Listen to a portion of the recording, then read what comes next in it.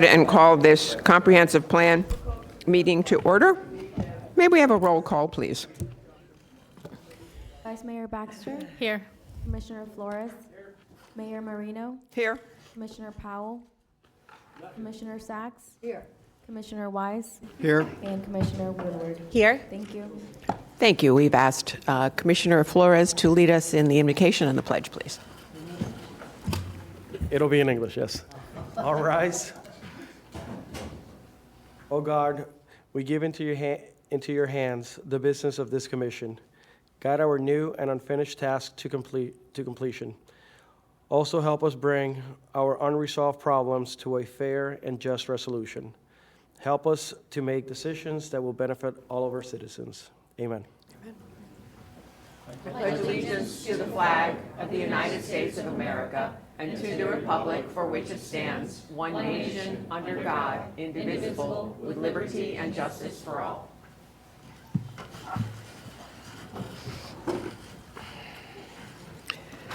Thank you. And do we have proof of publication? Yes, ma'am, we do. And we need a motion to receive and file. So moved. Second? I have a motion from Commissioner Weiss, a second from Commissioner Woodward. All in favor, all opposed. See that that motion carries 6-0. Any additions, deletions, substitutions, modifications, you name it, we got it. Patrick. Who's doing it? Twig? We do have one. Twee has one to add. Okay. There are no changes to the agenda. Oh, I'm sorry, there's only one, which is the withdrawal of the last item, which is the eternal light, the last land use, not the add-on. And do we need a motion to For a- accept the withdrawal? 4A1,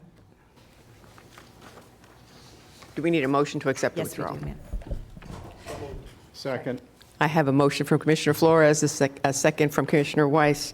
All in favor, all opposed. See that that motion carries 6-0 to withdraw 4A1 from the agenda. Okay, so may I have a motion to approve? Second? I have a motion from Commissioner Flores, a second from Commissioner Woodward to see that the agenda has been amended and approved. All in favor? All Aye. opposed? See that that motion carries 6-0. Okay, we're on to public hearing. First item on the agenda is Westgate Boulevard CRA bonus density text. Would anybody like a presentation? We have one card. We have one card. Okay, we will take the one card. Jackson Risbara?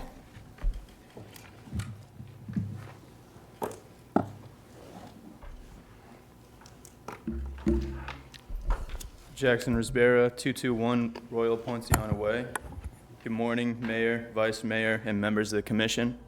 My name is Jackson Risbara, and I'm here on behalf of the Frisbee Group and our partners at Terra Group. We are investing into the CRA through our redevelopment of the Palm Beach Kennel Club site, and where we've seen firsthand the positive momentum building in this area. We want to voice our support for the CRA's proposal to expand the density bonus pool. This initiative will help attract high-quality investment, encourage smart growth, and further the county's goals of promoting housing, economic vitality, and reinvesting in the urban core. We've greatly appreciated the CRA's partnership and leadership and look forward to continuing to invest. Thank you. Thank you very much. All right, I haven't heard anyone requesting a presentation, so may I have a motion to approve? So moved. I have a motion from Commissioner Weiss, a second from the Vice Mayor. All in favor, all opposed. See that that motion this is a motion to transmit and a motion to receive and file, correct? Yes. Do we need to amend the motion, or is that okay that I read it into the record? It's okay that you read it into the record. We have both now. All in favor? All opposed? See that that motion carries 6-0. We are on the water supply facilities work plan. Anybody would like a presentation? All righty. May I get a motion to transmit and a motion to receive and file? Second. I have a motion from Commissioner Woodward, a second from Commissioner Sacks. All in favor, all opposed. See that motion carries 6-0. We are on the recreation and open space element updates. Would anybody like a presentation? I would like a short. Okay. May we have a short presentation on that one, please? Yes, ma'am. So this item is the recreation open space element, the Rose updates. And we have with us from the Parks and Rec Department, Bob Hamilton, and also Jennifer Cirillo, Director. And I'll turn that over to them.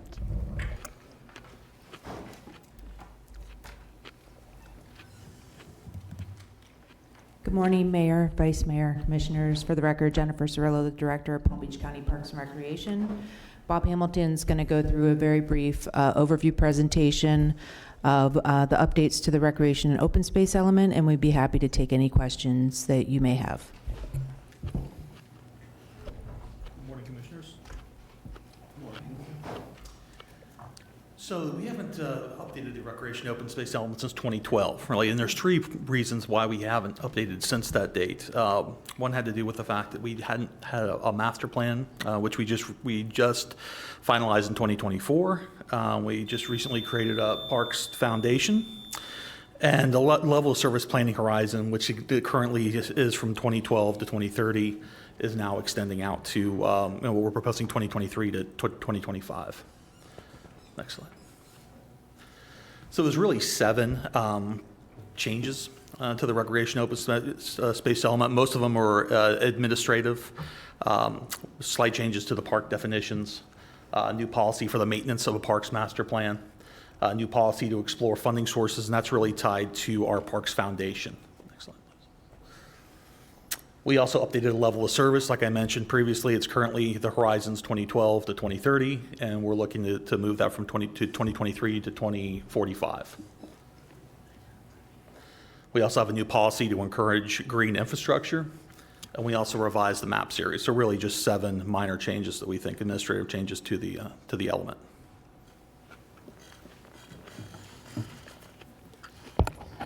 Hold on one second.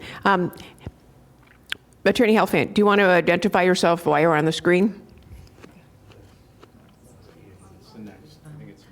Okay. Well, That's- Commissioner Sachs has asked for her to identify herself now, so. Okay. We'll wait till the next presentation. I'm sorry to interrupt. Go right ahead. That's okay. That really concludes our overview, our presentation. We're happy to take any questions you have about the updates to the recreation open space element. And then, Twee, I don't know if you wanted to go over the staff's recommendation. So staff's recommending approval, and the Planning Commission has approved it unanimously by a vote of 10-0. Then there'll be 2 motions, one to transmit, and the other will be to receive and file the business impact estimate. May I get a motion, please? Second. Commissioner Sachs, your light is on. Yeah, I just wanted to thank all of the staff, and especially Ms. Cirillo, for what we're doing with our parks. I think we even got an award for the beauty and quality of our parks. Thank you very much. Thank you. Our team Appreciate is excellent. We Thank you. appreciate the comments. it. And I'll move. Okay. Thank you, Madam Mayor. We'll give the motion to Commissioner Sachs, a second to Commissioner Woodward. All in favor, all opposed. See that motion carries 6-0.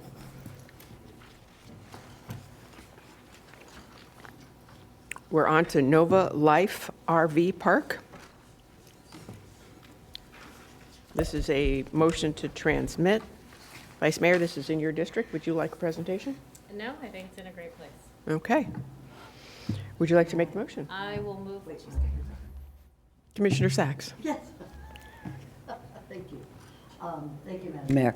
I had a very good discussion yesterday with staff and with Ms. Cirillo, and I think what we're going to do, what I'd like to do, is to encourage more and more RV parks that we have, because this is something that is just part of the beauty of Palm Beach County.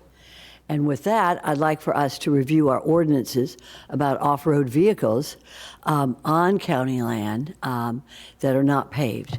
Because this goes along, if we're going to promote more and more people coming here and enjoying our open spaces, then we need to take a look at all of our ordinances with regard also to hunting. I want to make sure that we don't have, if there's any hunting ordinances, I want to make sure that we don't have any hunting ordinances in our county.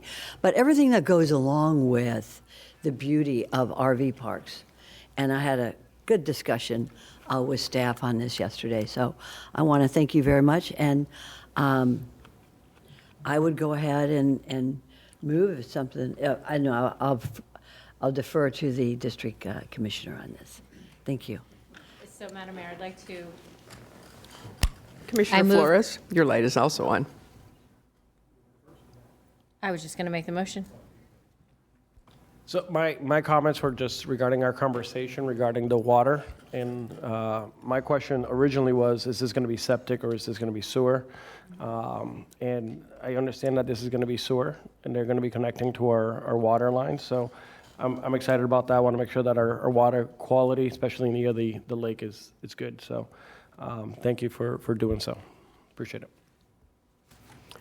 And Attorney Helfand, were you on for this particular discussion?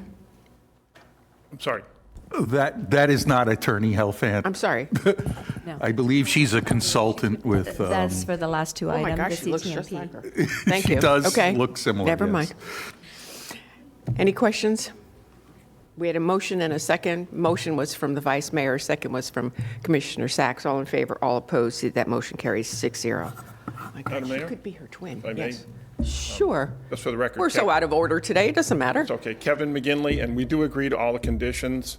And I brought my son here today, a recent graduate, and I wanted to show him how hard I work, and that backfired on me. You know, all the hard work was done, all the heavy lifting was done before he got here. If he didn't know what the answer was, he wouldn't be here.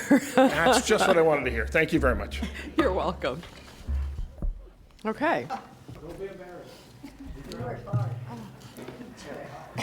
All right, so,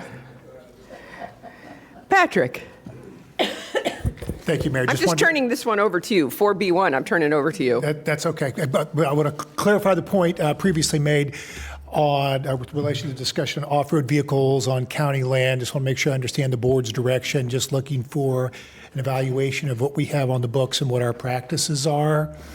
As it relates to whether it's our parks property or property we own in general that might be in preservation. Is that the board's Commissioner intent and Sacks? direction? Oh, I'm sorry. The discussion revolves around what else we can do, or what is the status of the rules right now in the county with regard to RV parks and what you can and cannot do on county open land. And I think that includes all kinds of things, such as off-road vehicles, hunting, fires, campfires. We are encouraging, and I think it's good, that we encourage people to come and park with their, their campers and everything. Something I've never done in my life, but I've always wanted to. But we're encouraging that, but I don't really know what it is that we can and cannot do on these park places on county land. Since I represent all county land, I'd like to know.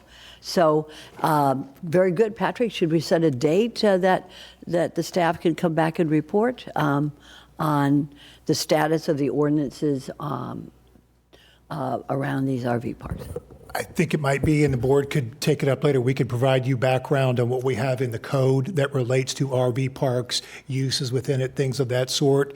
If I provide you that memo, that information, then if the board wanted to discuss further, we could set a time down the Okay. road. I think that would be, if it's okay with my colleagues, I think it'd be fair to get a report. It can be, on paper, on email, and we could review it, and then we could decide whether or not we like it, we want to change it, or we want to modify it. But this way, we know what the status of the rules are. And I'll give you an example. West of 441 in West Boca, there was it's an open field owned by the county. And there used to be sort of a set-up paintball field by the kids. And there was a lady there, they called her Mama. She was sitting at a table and she'd be selling the I don't want to say bullets, but the paint for the kids to play. Just sort of a set-up thing, not that many years ago. I'm sure there are many places like this, and I'd just like to see what the status is since I represent these areas. So, Patrick, that would be fine if you could just let us know And I mentioned campfires, hunting, recreational off-track vehicles, stuff like that in writing, and then we can decide what we want to do. Thank you, Mr. Rutter. Thank you, Mayor. You're welcome. Okay, now if we've concluded that, we will go on to 4B1, and I will give it over to Patrick. This is the Countywide Transportation Master Plan update. And good morning again. Want to give the board an update on where we are to date as we've completed phase one of the 4 phases that we're engaging in, moving into phase 2 now, of the Countywide Transportation Master Plan. I think you're all aware we've had 12 public outreach meetings through the course of the last month and a half or so, moving into the next phase of really digesting a lot of the information, whether it's feedback we receive from the public, the data, things of that sort. I'm going to hand it over to Twee to introduce the folks here from WSP who's been doing the heavy lifting on the work and share with you what we've got to date and where we're going in the next few months as well. Thank you, Patrick. Yes, we have today with us remote Claudia Bellato, the project manager for WSP, and also Victor Dover from Dover Cole, the planning consultant. So they will, for the first item, they will be giving us a progress report as to what has happened since they started July 1st till now, what's currently being in the works now with the stage 2, which is the envision stage of the 4 stages, and then also what's coming up in the next 2 to 3 months as they do the analytical part of their review and also their modeling. We also have Mariah Deagle here. She is the deputy project manager from WSP, and also Khurshid Mohammed from planning. So Claudia. Thank you. Yes, and I can't see the slides. I'm not sure if I should be able to see those. But good morning, Mayor, Vice Mayor, and Commissioners. Thank you. I'm Claudia Bellato, as Twee said, the project manager for the Countywide Transportation Master Plan, and it sounds like I may have a doppelganger based on what I can pick Oh, up from you the absolutely have a conversation. doppelganger, an attorney in our office, and that was when I saw you, and my glasses are a little not clear today. That's exactly where I thought you were, so I apologize for that. Oh, no problem at all. So as Twee said, we're going to provide a brief update of what we've accomplished to date and where we are headed next. And then we'll have time for questions. So to begin, this is a look at our overall schedule. I think this is something that you have all seen before, but the star represents where we currently are in the process. And we've had a very busy couple of months focused on what we were calling our discovery phase. We've had 12 public meetings and other engagement with the public through groups that we've met with, as well as an intensive effort to collect data from all of the municipalities. So we'll begin proceeding through the slides, and I'll touch on some of those highlights. So, you can go back one. Here we go. As a starting point, our outreach efforts were far-reaching in nature. All of you were integral to these efforts. We were able to meet with you. You all have been a big part of driving engagement in the study, and we're very appreciative of that. In addition, we have presented to other organizations that represent different interests in the community, including the Palm Beach Economic Council and the City Management Association. And we have touched each of the 39 municipalities that is part of the study, as well as more than 70 stakeholder groups. We also launched a website, pbcmoves.com, which has many active users, a lot of specific subscribers, and we are able to leverage it to provide ongoing updates and send information. Next slide.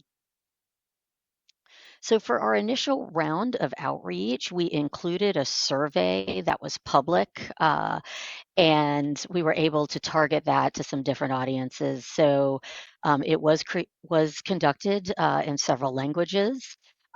it was directed in several ways. We had some questions that were specific to technical stakeholders, some focused on the business community, and some that were general in nature and also important for elected officials to respond to so we could understand the needs of each of your constituencies. We received over 1,500 responses, and those questions, which we'll be able to provide summaries of, those are available online, includes things like what are your your high priorities in terms of transportation challenges, the needs in terms of improvement type, and how we can address what you see as the future for Palm Beach County. Across the 12 public meetings that really just ended last week, we had our most recent public meetings. They began in early September, and we had a couple that we added in October, had over 400 attendees across all. They were open houses, so there was a presentation, but there was also the ability to interact one-on-one. There was polling conducted at those meetings, and so we were able to keep all of that as feedback as well as comments received that might have been written down on maps. And we compile all of that information along with our surveys to look at the themes that we need to incorporate as we move forward. There's also a sampling of the locations of those various meetings that is on the right-hand side of the screen, and you all were very helpful to us in securing those locations and getting people there. So thank you for that. Next slide.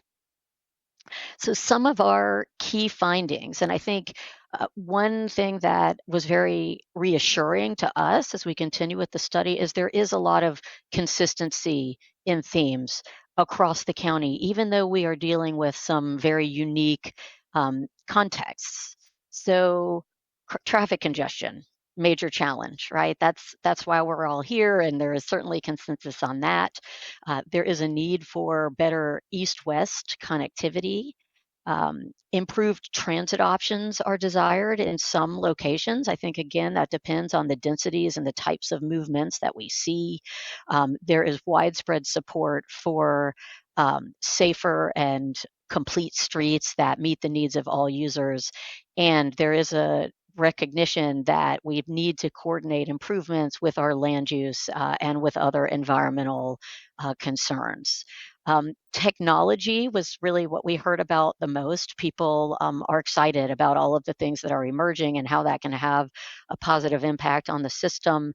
And that ranges from things like electric vehicles and automated vehicles that can operate as shuttles, all the way to things like smart signals and the ability to leverage private companies that are making investments in communities with technologies and looking at ways that we can bring those types of solutions to Palm Beach County to have a positive impact on the transportation system. Next slide. You know, I mentioned that we have been engaging with all of the municipalities as well as the county staff. There are so many plans. There's a lot of work that has been done to date. And as you all know, our goal is not to supplant that. It's to gather all of that information so we can take this up a level and focus on the things that the county can do countywide to put these plans in a position to be implemented and to implement larger scale solutions that will connect what's envisioned in each city.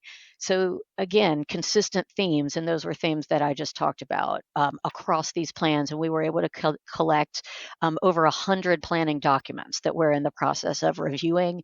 We saw those themes of east-west connectivity, the importance of safety and security, mode choice. So again, those complete streets that we're designing for all users, cars, transit riders, those who may leverage e-bikes, scooters, golf carts, horses, as well as those who are walking. And we want everybody to feel safe while they're doing so.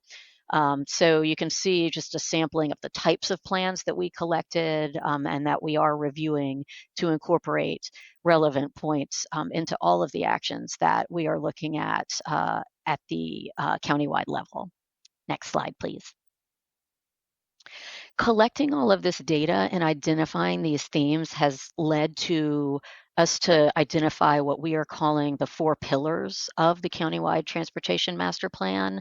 So the 4 pillars that we believe reflect all of the data that we've collected and everything we've heard from the public is what you see in front of you: safety, connectivity, technology, and mobility choice. So all of the recommendations that we put forth through the plan can be housed under these categories. You see some examples here underneath each one of what that can mean, but this is also still evolving as part of the conversation, right? But when we put something under the umbrella of safety, it would really look at all of those modes. You know, we want 0 incidents. That's what everyone strives for. There's a lot of safety work that's being done, safety plans that reflect this. We want to improve bike and pedestrian safety. On the one hand, everybody should feel safe biking and walking. And in addition, we should be investing in things that create safe spaces for them to walk within. So that's one of the things that the plan will look at. Connectivity looks at those connections that we still need to complete the system and to relieve the congested corridors. Technology, I touched on a few of the things that that would encompass, but it's everything from intelligent transportation system investments for signals, for real-time information, to leveraging emerging technologies like advanced air mobility and automated vehicles, and other opportunities for last mile transit connectivity. And then choice, which is providing these different modes in a way that they're accessible to all residents of the county. Next slide, please. So as part of our next steps, we have now collected a lot of data, so we are evaluating future growth and the impacts that that has on the transportation system. Based on that analysis, we're then able to look at recommended goals, objectives, and policies, as well as principles that will implement the transportation vision. And we will look specifically at corridors and subareas that are hotspots, and we'll be able to test solutions and how they may positively impact performance, so that we ultimately come to a set of recommendations collectively that everyone can buy into and can prioritize for implementation. The other graphic on the slide is a progress summary that we do make available on our website. So you all and anyone who's participating in the study can have access to that at any time. And I also want to touch on land use, which I know is something that is very relevant to the plan. Many of you are interested in how it is incorporated into the plan, so we'll talk about some of those specifics here. And Victor Dover, who is also with us and has been engaged in previous land use activities in the county, and will be doing this as part of our effort, can also address any questions. But first and foremost, land use is absolutely integrated in the work that we are in the countywide transportation master plan, because land use is what drives trips and right? So we look at where population is located, where employment is located. That is what is the majority of the travel. But not the only thing. There are also creation and meeting needs. When we look at it in the CTMP, we're really looking at how does that facilitate multimodal connectivity? Are there ways to get to employment and other centers besides just by car? And how does that access look? I mean, that's really the fundamental thing that we're evaluating. But what we look at is the framework of what exists and what is planned. We aren't making regulatory recommendations in part of the scope of work that we have now. It's certainly something that our work could inform later, but our focus is making transportation recommendations based on the behaviors that are induced by those land uses. And we know that changes in land use can have a big impact. If we have a multi-use area, then we can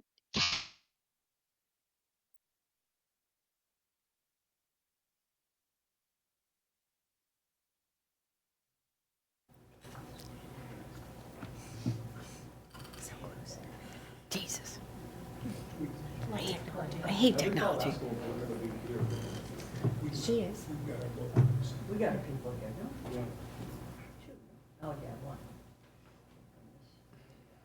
I wonder if she's still talking. She probably is. Probably took our questions. Victor, are you on? I'm hoping. I am here. Oh, okay. Well, while, In case she's still talking, to let her know that she dropped. yeah, I think maybe if she was going to go ahead and introduce and hand that over to you, so maybe we can just continue this. Sure. And I- She's just saying that when you have an area where Could he there are more identify uses himself combined. also? I'm sorry, Victor, let me just introduce you. So Victor Dover from Dover Culp and Associates. Okay, thank you, Tweety. I think what Claudia was about to talk about was how when you have an area where there's more variety of uses close together, like housing and shopping and working and so on, trips automatically get shorter because some of the trips can be captured internally, and we can replace some long trips by people driving alone with shorter trips. And some of those trips can be walking and biking trips, and others can be transit trips. So the effective land use is very powerful. It's been said that the best transportation plan is a good land use plan. The county has been aware of this for decades and has been incorporating those ideas into the comprehensive plan, as have the municipalities. So that's not news to any of you.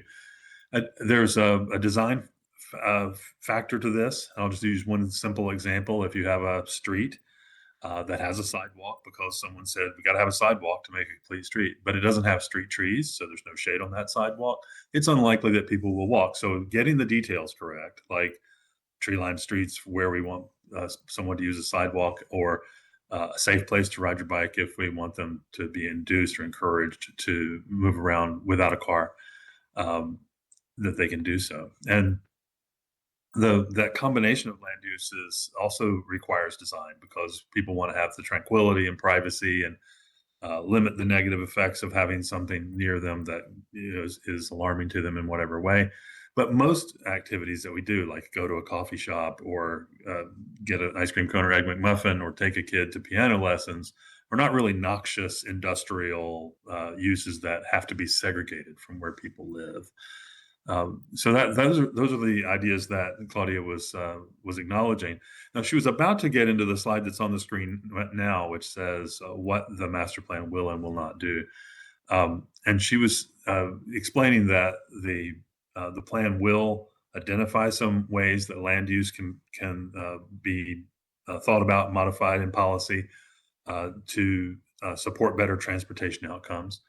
I think this is leavened with a degree of realism, in that we have a county now that largely depends on car trips, and single occupant car trips in particular. So those are going to be there.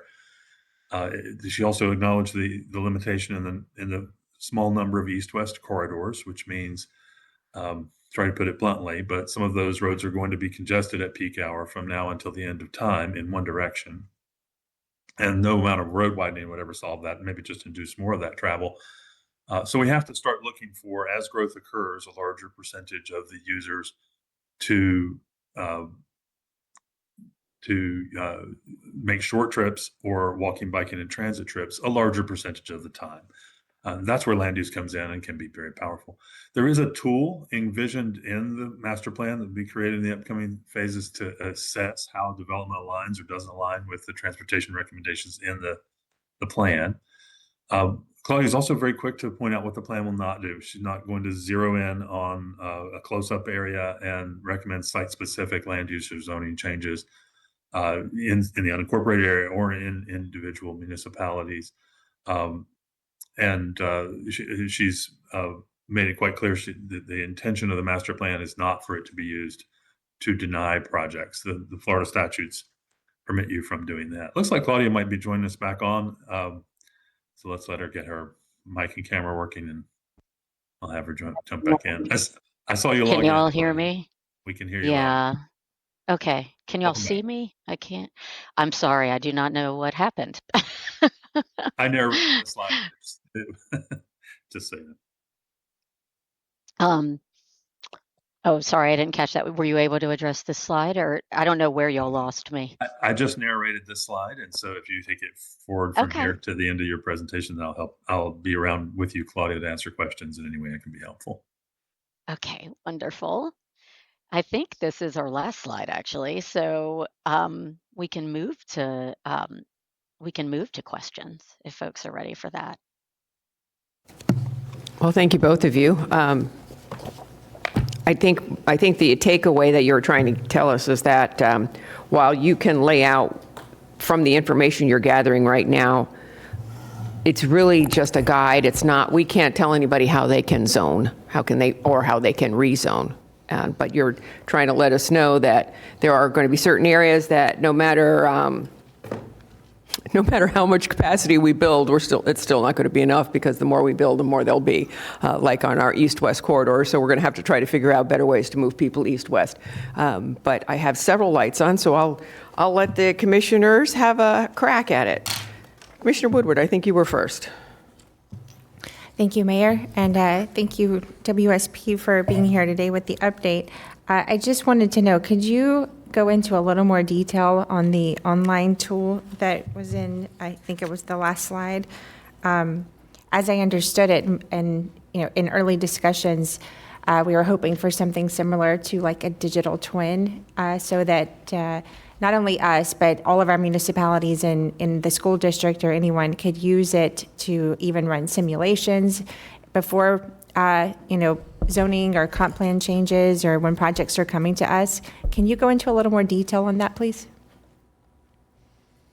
Sure. So the tool that we envisioned would be available publicly for folks to look at the data and recommendations associated with the land use that's existing, right? Existing or planned, so consistent with policy, and then it would overlay the transportation recommendations that are put forth in the plan. So right now, it isn't, what is scoped would not be elaborate enough to run a simulation per se.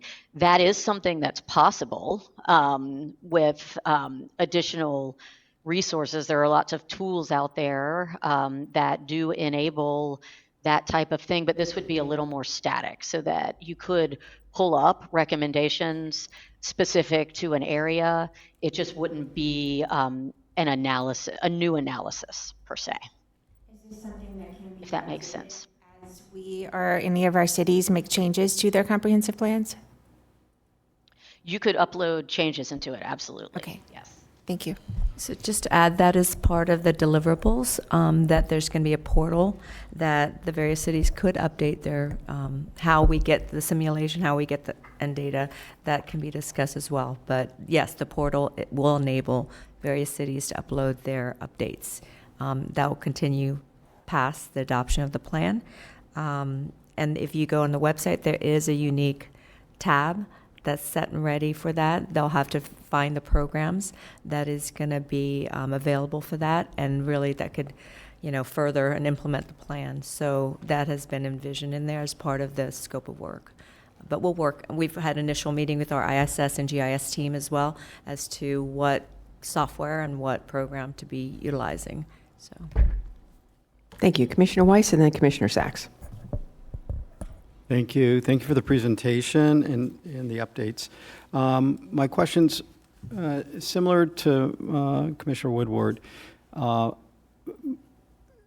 If we're not going to have if digital twin is not going to come out of this, then my question is, are you going to be accessing real-time aggregated data as to what our existing conditions are? And how's that going to be utilized?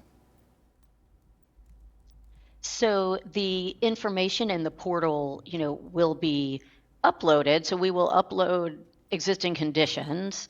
It will need to be updated manually. It won't. There isn't sort of a real-time connection in the background that would update the existing conditions. But a staff person can go in if there is a change, as things are updated and upload that change, if that makes sense. So the latest information can always be added. It's just not something that would dynamically happen without that data input.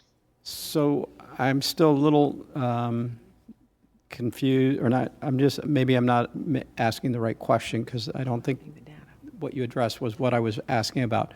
Are you going to be pulling actual data from some source that aggregates what is happening on our roadways as, now? Yes, that's what we are doing currently, is aggregating data and then leveraging You're a travel aggregating. demand model where we will use that information to analyze the current conditions on the roadway, project those into the future. So we're looking at the year 2050, what the conditions will be then, and that's what the plan recommendations will address. So yes, we're producing all of that as part of the study. It's just that the portal that exists at the end of the study will reflect that analysis. For maintaining that with changes afterwards, it would have to be updated. Does that answer your question better? So what period of time are you getting this traffic data over? So our base year data sources are, the base year of the model is 2024. There are different inputs. It depends. There are multiple data sources, right? So most are within the last couple of years, 2023, 2024, and then we forecast to 2050. So, okay. Things are changing very quickly. So 2023 looking like 2025 is very different, even in 2 years. Sure. So what we use is kind of standard to the transportation and traffic analysis practice. We don't always have counts from every moment in time. So we take the latest available, then there's often factors applied to account for if it was 2023 versus 2024 and things are different now, there are always factors applied to that. So that's how that's typically handled. Right. We use the latest and greatest available, and we do understand that there are frequent changes. So we've taken the latest available and then leverage the tools that we have, the regional travel demand model, with the latest and greatest base year. So, and a lot of the FDOT data, that's 2024. So that's the starting point, and then we can use factors to update it and then forecast into the future. Okay. All right. Very good. I'll save those questions for another time and not hold up the rest of this board on that.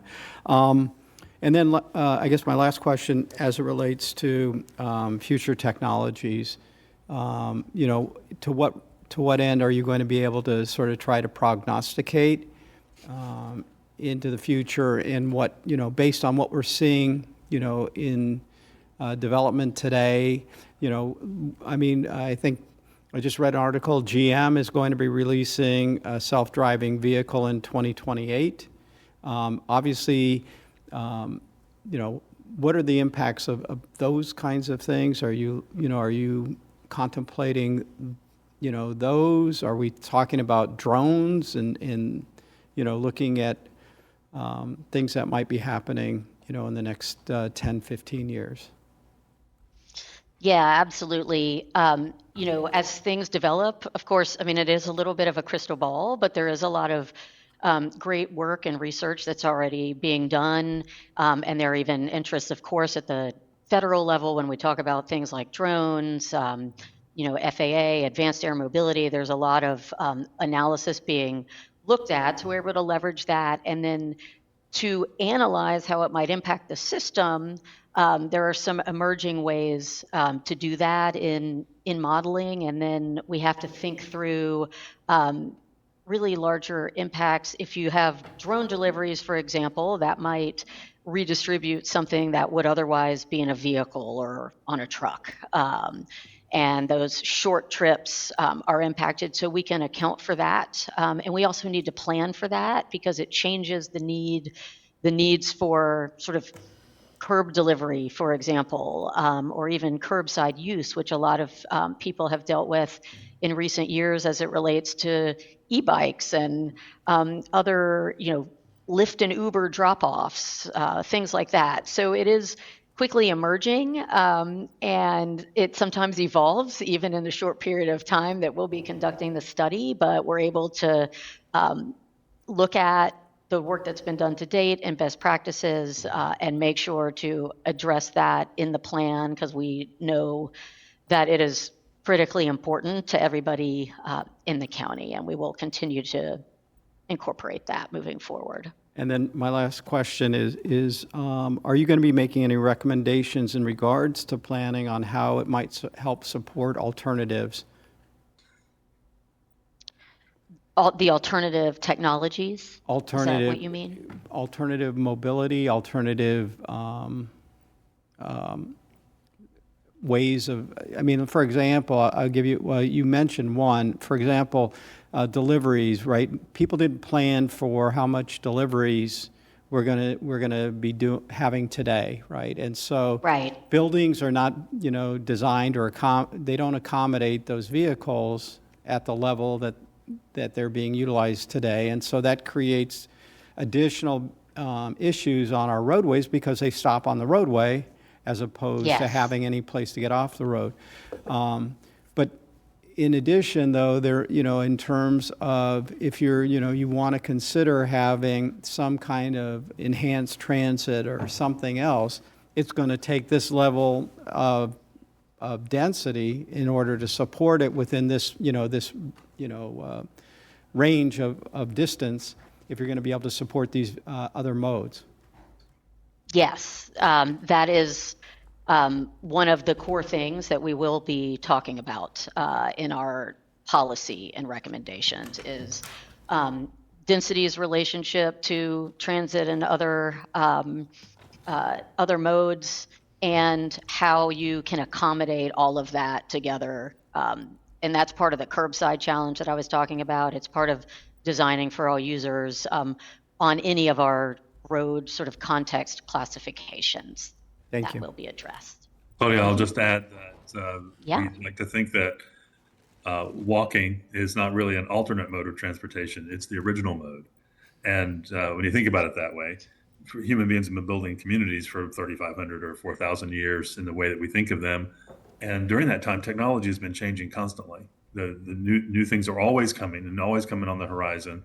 So one of the best things we can do is set our communities up so that they are flexible to adapt over time, like our historic cities have been, not so much the late 20th century suburban sprawl. So looking back at those historic cities, they have a few things that are common despite the fact that technology has changed again and again, like interconnectedness, mixed use, walkable streets, some of the other details that we spoke about earlier. Thank you. Commissioner Weiss, you're done? Okay. Commissioner Sacks, then Commissioner Flores. I'm so impressed by my colleagues because this is such an important issue, and each one of us has cogent issues right now. East Boca, with the whole SaveBoca.org that they're moving on, and as well as West Palm Beach and what's going on with development. Victor, we could pull you up again. And Twee, you have been working on this for many years, I know, because Victor Dove and your company and his company has been a part of our transportation planning for, is that true? It's really the, Victor and his company was involved with the Ag Reserve Master Plan, but not the transportation. Okay. Yeah. Well, I We've done know some that. street design in the city of West Palm Beach. If you've seen the Clematis Street makeover, that's a back east thing we've been working on transportation related. So they have other clients in the county that they've been working on. That's what, not specifically with the county, That's right. but other cities. But that company seems to know us pretty well, Yes, know yes, the the county area pretty well. and- I don't know where that company is based, but I've been very impressed with with his analysis of things. And Twee, looking at our 39 municipalities and the issues that they all have with transportation, this could not be more important. So what I would like to do is make sure that, and I'm really talking to Mr. Rutter, make sure that we have another chat with, I don't know if Victor Dove and his company is involved in this, as well as with the transportation, the CTMB. But I think that based on the interest that we have with our municipalities, as indicated by my colleagues, I think it would be wise to have an update pretty soon to address what Commissioner Weiss was talking about, with which data is being used with regard to future of transportation here, as well as with the other municipalities that are on the east side. Because, as was said here, a good transportation plan is a good planning plan. You all do the planning and zoning. I'm not have anybody take that away from our staff. But it is good to get a bird's eye view of what's going on in the county. And as Commissioner Weiss indicated, what will happen in the county with new technologies. I think that's vitally important. So pretty soon, when we can, I'd like to have a little update as well from the Dove Company as well as the CTMP to see how they're using the data so that we can help our municipalities as well as the county. Thank you, Twee, for all the work you've done on this. Thank you. And just as maybe it's a segue as well, we will be, we listen to and get feedback from all of our stakeholders, and we adjust, additional meetings if needed. If there's things that, the stakeholders, as late as yesterday, if they need more meatier presentation and context, I know WSP and their team has been very responsive to us, and, with the next couple of months, they are going to be looking to do more technical related, meetings with our stakeholders as well. And I can probably turn that over to Claudia to kind of describe a little more about things that are coming up. Well, I think, though, that what Commissioner Weiss was talking about is hard data.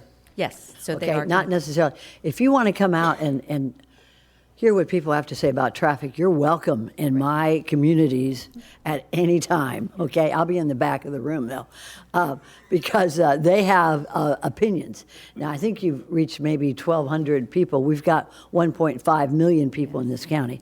So I think that everybody, if you ask anybody in the county what the number one problem is, it's going to be traffic. Yeah, And you are traffic. right. Right. So I know what it is. We don't need to have more public meetings no, unless you want it's to. the What I'd state- like to see is what Commissioner Weiss was talking about. So for the this next- company to look at hard data, and I appreciate that. Thank you. I'll turn off. So they will be doing technical stuff with the technical advisors. So I should clarify, so I'm sorry if I didn't.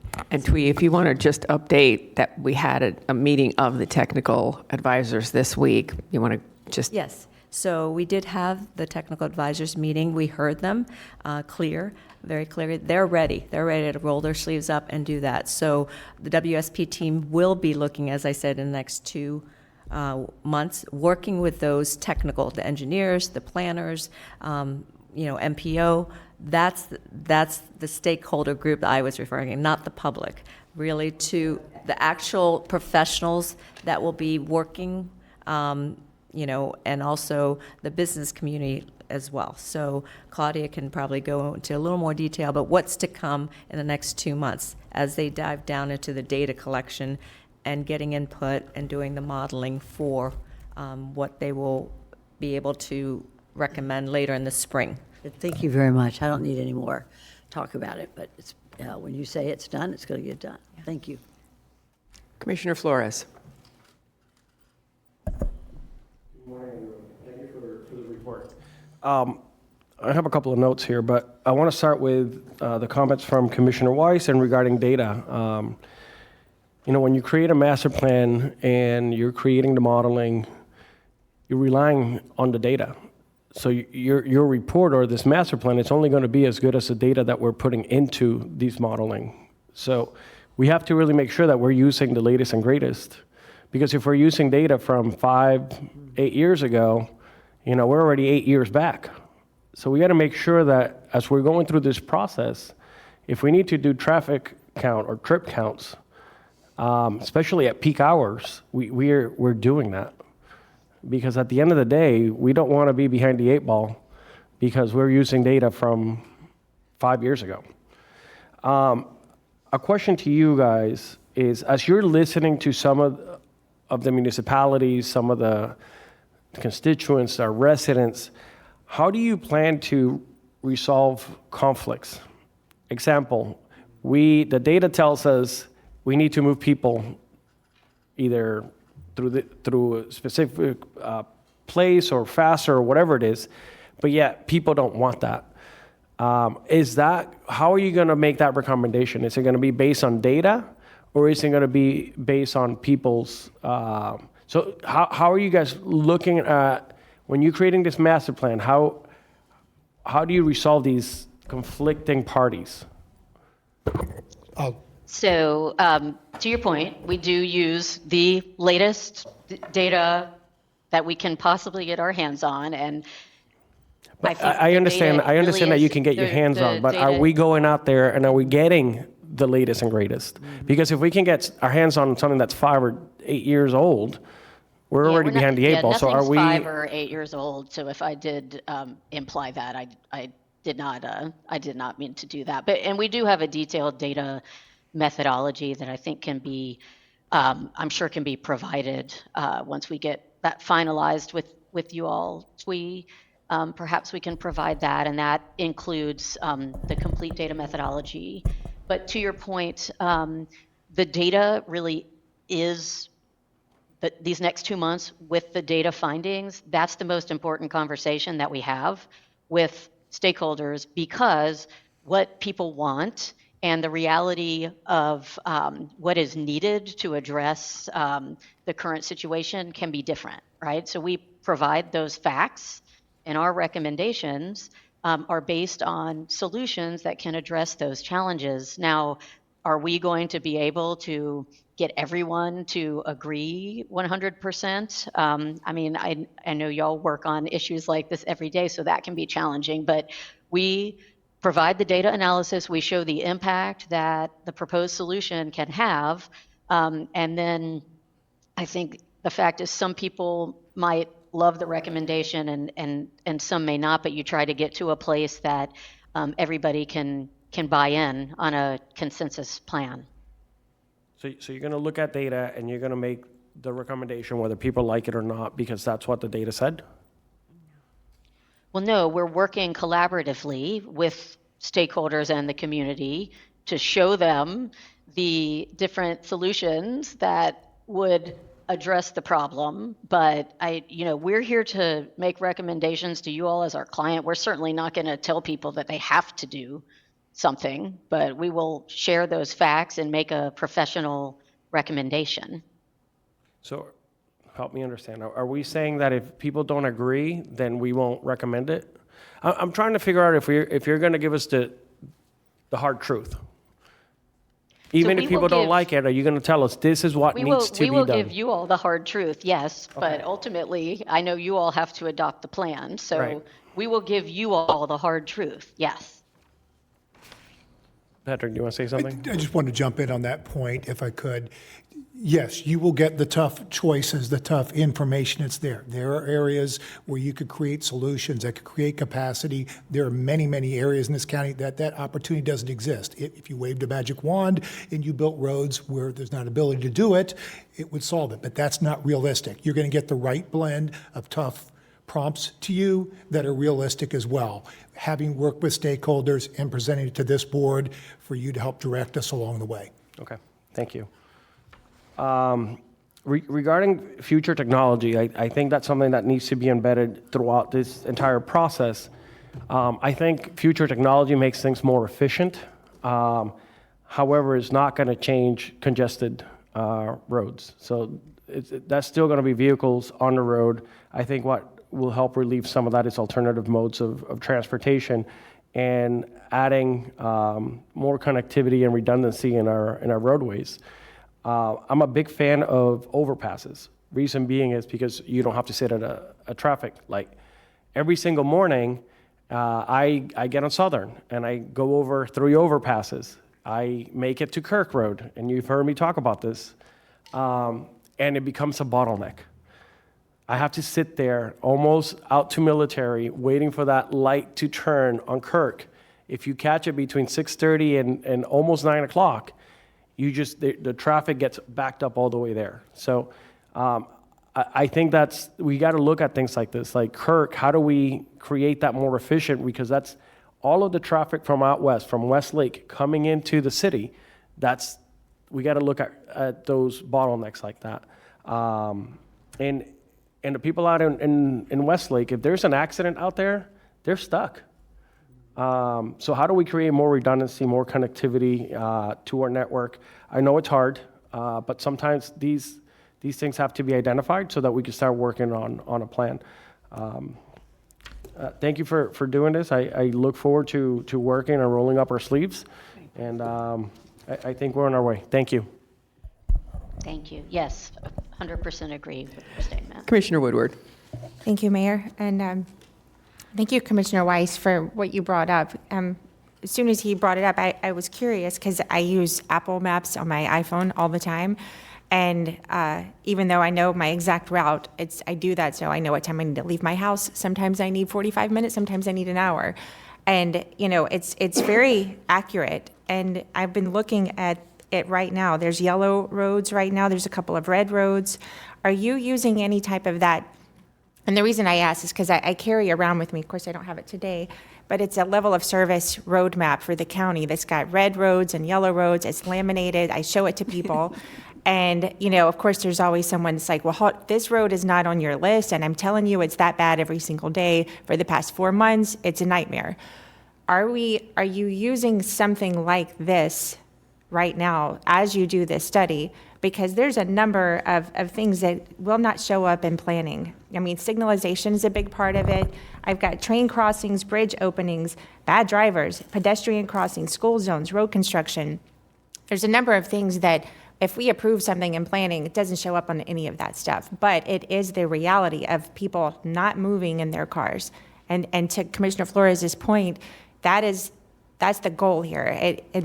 I know that there's people who want to get some people out of their cars, and that would probably help, but people get grumpy when they're in their car not moving on a road. They're parked on I-95 or they're parked on Southern Boulevard. They cannot get through an intersection. They can see the light turns green, but they don't move because the intersection's blocked. Those are the types of things that I'm hoping for to get out of this. So first question, are you using real-time, the reality, not what a traffic study says, but red roads, yellow roads, green roads? Yes, we are. So one of the data sources that we are using and that's part of the team is Google. We are leveraging the data that you are in fact referencing. What they do is they have their own aggregate data, right? Because they own all of those sources.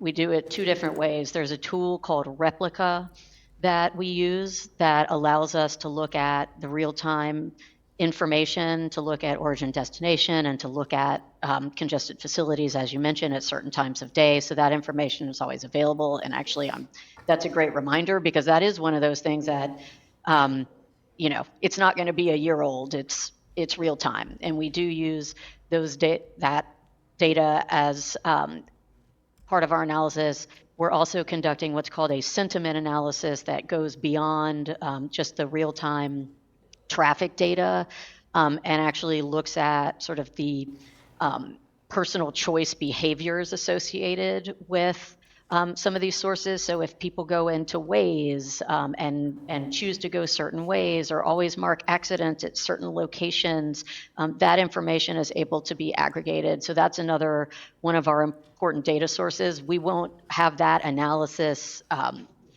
complete until next month.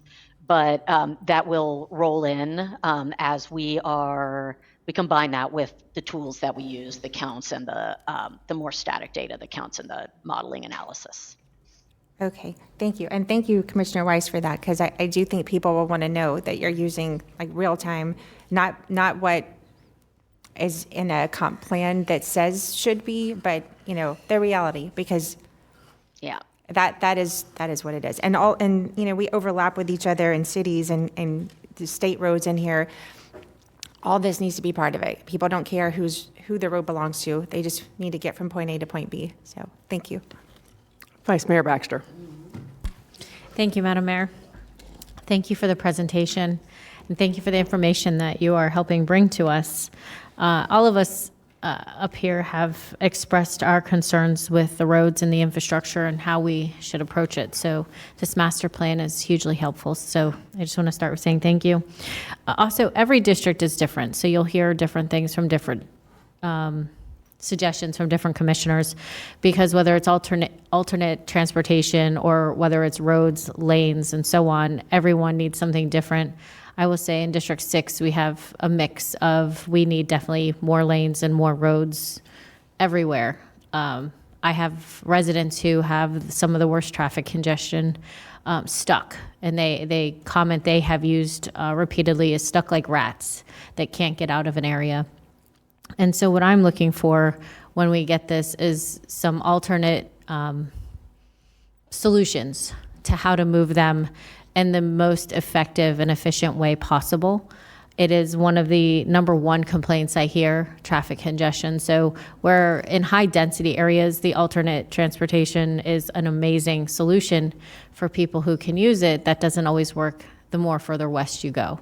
So I am definitely looking forward to seeing what this plan comes up with and some great solutions brought to us so we can also get input back from our residents. And to Commissioner Flores's point, we will then have to say, this is what is recommended to relieve the solution, or excuse me, to relieve the problem. This is the solution, and see what they feel about that and how they're feeling. So thank you for what you're doing today.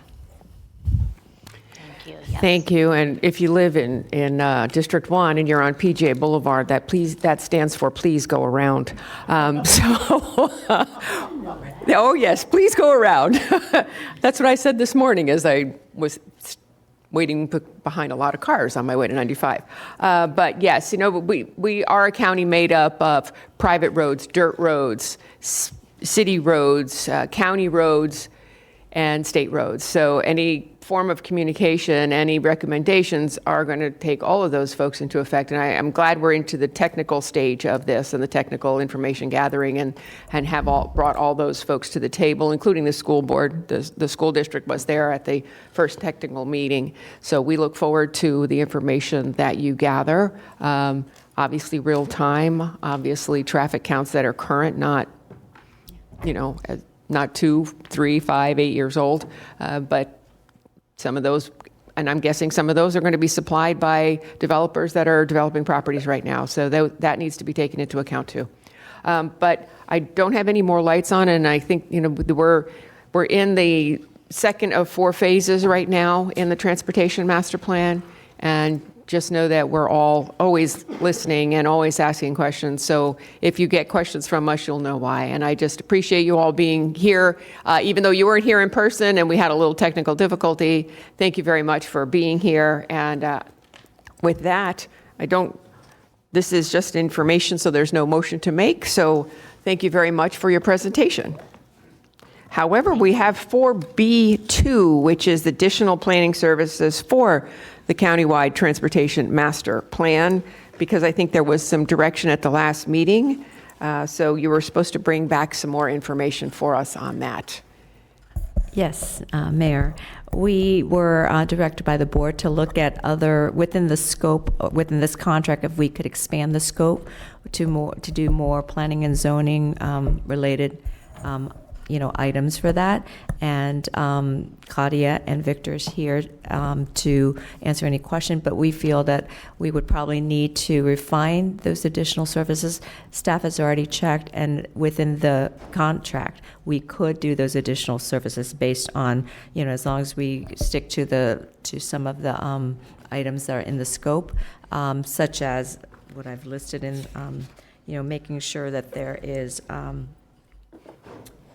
things to facilitate less, internal trip capture, things like that, but also to make sure that we can come back with you on the impacts on this project and the timeline. And then, and those additional scope, we will have to consult with WSP as to what the cost is and how it's going to affect the timeline. So, And again, too, as was earlier stated, these are recommendations. We can't make, we can't tell a city how to change their zoning for this. These are just recommendations. So I know that one of the concerns, really, I think the biggest concern was we really want to just know where cities are going to add density. And I think that's the most important takeaway from this, because if we don't know where they're adding density, we don't know where the pinch points are going to be. So if that is included in the scope right now, I think we're good. But if it's not included in the scope right now, then we're not. yeah. So Claudia, please confirm, again, I'm looking at the scope, and the scope has been provided as a backup as well. There are going to be recommendations where you look at land use pattern and what is going to be resulting from the WSP's recommendation, how that's going to work as well. But there's also something in the scope that allows WSP to get to the hard recommendations for the board outside of the scope. When we envisioned this with the group of city representative, when we drafted this, we knew we were not the expert. And we built in the scope that the consultant team can also look at recommendations that are not in furtherance of the master plan, that are not specifically described in the scope of work as well. So they can bring in their hard recommendations for the board to consider, and of course alternatives to implement those. Why don't we look and see what the alternatives are? Yeah. And then we don't really want to drag this out much longer. Right. This has been long enough, and it's been a long time coming, so I don't necessarily want to see it extended in a time frame. So let's see what we can do with that. Sure.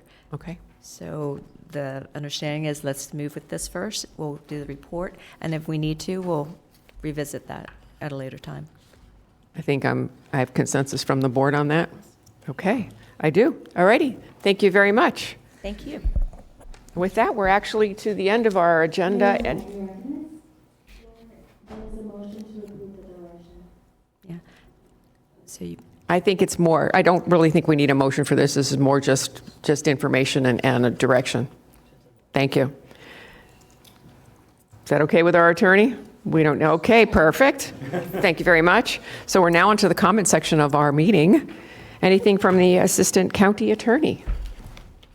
No comments. Okay, planning.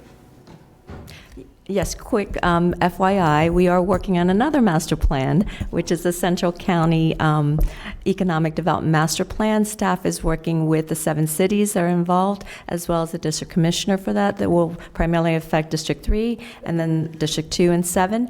I've forwarded some information, so we're in the early stages of that, and we're working with a lot of the economics folks, such as BDB, the HED staff, Jonathan Brown staff, as well as CareerSource. So I've provided some of the information that was given to us by CareerSource, and we're also looking to meet with the school district superintendent to see what curriculum adjustment, if it's not already been worked on, because that all affects workforce and how that will. So please stay tuned. And if Palm there's Beach any State College questions- also? I'm sorry? Palm Beach State College also, correct? Yes, yes, Okay. because we've identified, certain contributors. So, as well as JFK Medical, that's in that area as well. So the results from the master plan also will help, Guide that. yeah, guide some of the development there. Commissioner Sachs? I'm not sure if that was in a complete list, but would you also include the unions? Because they're always looking for, assistance to become part of electrical, HVAC, plumbing, things Sure, like that. yes. They're eager to become part of As that. we develop this scope of work, we will also go out to the various different stakeholders and industries, and to make sure that they're involved. Yes. Excellent. Thank you. Thank you. Anything else, Dwayne? Anything else? Sorry. Zoning? No, no. Says zoning director here. I'm just going by what it says here. Yes, yes. Executive director. Deputy county administrator. No comment? Okay, anyone from the board have any comments? Commissioner Sacks? Yeah, thank you. I had a wonderful opportunity to meet with ERM, and they're going to be working with the president of the Alliance, Dr. Lori Vinegar, in using her expertise and our native plants, and making sure that this is like a public-private partnership. It's really at no cost to the county, but she's going to be advising them on some of the best uses of our native plants, and we have a lot, and a lot of them encourage honeybee propagation and things like that. So I'm very pleased with that, and that's all I got to say. Thank you. Anyone else? With that, we're adjourned. Oh, I'm sorry. Commissioner Flores. So I just want to say, recognize Whitney and the team. They did a fundraiser last night for United Way. We did the pickleball tournament. I thought that was really nice. A lot of staff, Team PBC, people present there. I am proud to say I went 0 for 4. I lost all 4 matches. You didn't hurt yourself. You're still here. I and did you got not no hurt myself, bandages but on. everything from my waist down is sore. So, thank you, Whitney, for doing that. I know that has an impact in our community. Thank you. And just an FYI, we had Edison in here yesterday. He was adopted and went home with his forever family last night. We're adjourned.